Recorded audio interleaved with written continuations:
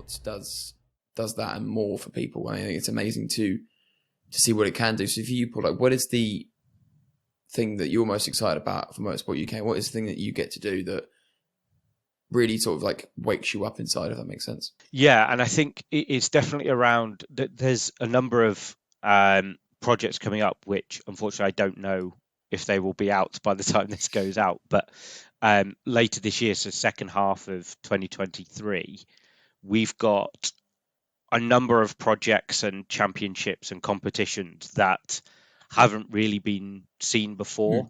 I'll try and explain what they are without giving too much away, but we're hoping to, and hopefully have by the time this goes out, launching a kind of a nationwide competition where you don't even need your own equipment to enter. So it's the whole bottom rung of the ladder, and that's not just for we want everyone to become a professional sim driver, but it's just making people realize there is access to sim racing to them, and introducing people to it, because there will be people that don't know what it is or what it looks like or how to get involved.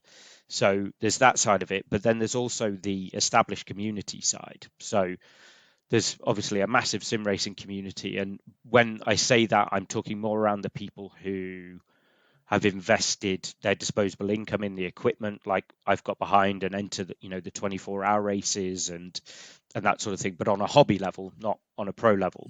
So we're offering a number of different championships this year for community level, where I'm like, well, if I was younger, or if I was me now not doing it, I would love to have been able to take part in that. And we actually did a survey early last year to the community, as in I sent out to a number of different community owners, but I mean not to the general public, people who were already in it.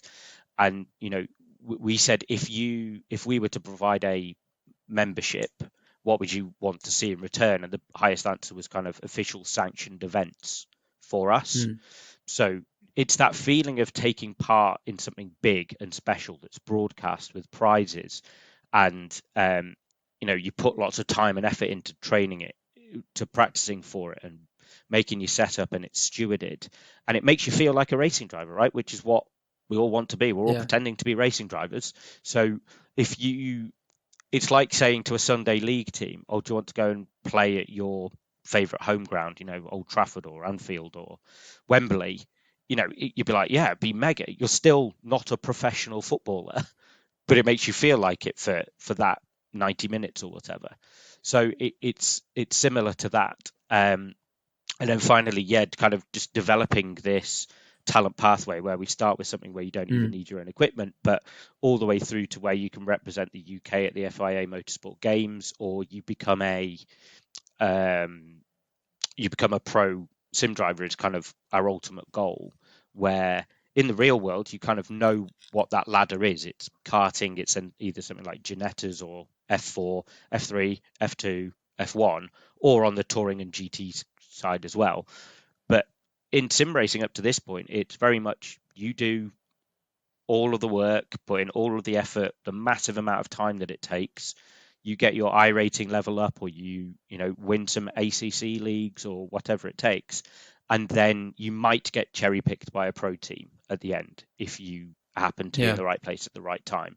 Whereas we want to have kind of not fully defined, but if you want to, there is a path here that you can kind of jump into, and not even just on the talent side, but it's like, okay, well, if you've just been exposed to sim racing for the first time, we want there to be opportunities for people to go in at different levels, and kind of, so if you go, oh yeah, I've just bought iRacing for the first time, or ACC or R Factor, now what do I do? I'm just driving around on my own at the minute. It's like, well, there's these community events that we're doing that's for all different skill levels, and that might lead them into doing a feeder series for a British Championship or whatever it might be. So there's lots on the horizon, and I'm genuinely really excited, but it's all in the pipeline currently.